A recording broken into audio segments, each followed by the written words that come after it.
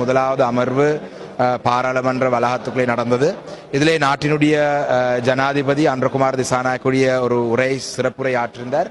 இந்த உரையின் பொழுது மிக பிரதானமான ஒரு குறைபாடாக தமிழினத்தினுடைய அரசியல் தீர்வு சம்பந்தமான பிரச்சனை தொடர்பாகவும் எங்களுடைய பொறுப்பு கூறல் கொல்லப்பட்ட மக்களுக்கு நீதி கிடைக்கிற விடயம் தொடர்பாகவும் நேரடியாகவே ஜனாதிபதி அவர்கள் எதுவும் சொல்லவில்லை. அவர் இன நல்லிணக்கம் இல்லை என்றால் அனைத்தின மக்களும் சமனாக இருக்கிறது இப்படியான விடயங்களை பற்றி அவர் சொல்லியிருந்தார். ஆனால் நேரடியாக தமிழ் மக்களுடைய அரசியல் தீர்வு சம்பந்தமாகவோ நேரடியாக தமிழ் மக்களுடைய இனப்பிரச்சனை சம்பந்தமாகவோ அதிகார பகிர்வு சம்பந்தமாகவோ பொறுப்பு கூறல் விடயத்திலே குற்றவாளிகள் தண்டிக்கப்பட சம்பந்தமாக சொல்லவில்லை. ஆனால் கடந்த காலத்திலே ஜனாதிபதி மேல் இவ்வாறான விடயங்களை செய்தியிலே சொல்லியிருந்தாலும் கூட நடைமுறையிலே எதுவும் செய்யவில்லை. ஆனால் நாட்டிலே ஜனாதிபதி 2 நாட்களுக்கு முன்பாக கூட யாழ் மாவட்டத்திலே ஒரு இராணுவ முகாம் அகற்றுவதை நாங்கள் செய்தியிலே காணக்கூடியதாக இருந்தது. அந்த வகையிலே எதிர்வரும் காலப்பகுதியிலேயும் நாங்கள் ஜனாதிபதி இன்று எங்களுடைய இலங்கை தமிழரசு கட்சி பாராளுமன்ற குழு கூடி நாங்கள் உரையாடி இருந்தோம். இந்த பாராளுமன்ற குழுவிலே நாங்கள் தீர்மானித்திருந்தோம் ஒரு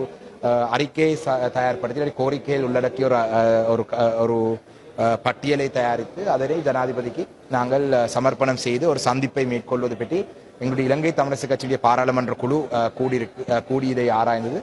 நாட்டிலே நடந்த ஆட்சி மாற்றத்தை நின்று பிடிக்கக்கூடிய அந்த நாட்டிலே 22 மாவட்டங்கள் தோல்வியடையும் பொழுது மட்டக்களப்பு மாவட்டம் மட்டும் நாங்கள் வெல்லக்கூடியதாக இருந்தது.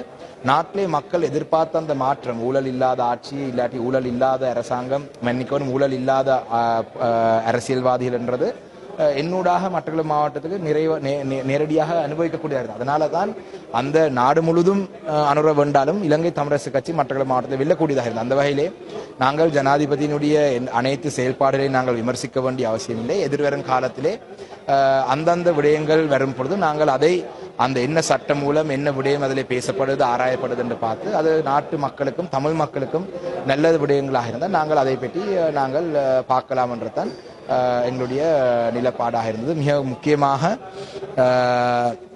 நாட்டிலே அதிகார பகிர்வுன்ற விடயத்தை ஜனாதிபதி பேசாவிட்டாலும் கூட இலங்கையிலே ஒரு அரசியல் தீர்வுன்றது வேணும், இலங்கையிலே தமிழ் மக்களுக்கு நிரந்தரமான அரசியல் தீர்வு வேண்டும் என்றதுக்காக வடக்கு கிழக்கில் இருக்கும் வாழும் மக்கள் வாக்களித்திருக்கிறார்கள் என்றால் 8 மாவட்டத்திலேயும் 5 தேர்தல் மாவட்டங்களிலேயும் வாக்குகள் கிடைத்து ஆசனங்கள் கிடைத்த ஒரே ஒரு கட்சி இலங்கை தமிழரசு கட்சி மாத்திரமே தான். அந்த வகையிலே தாங்கள் முன்வைத்தது தமிழ் மக்களுடைய அரசியல் தீர்வு விடயங்களை தான் நாங்கள் முன்வைத்திருந்தோம். எங்களுடைய அதிகார பகிர்வு விடயத்தை நாங்கள் முன்வைத்திருந்தோம்.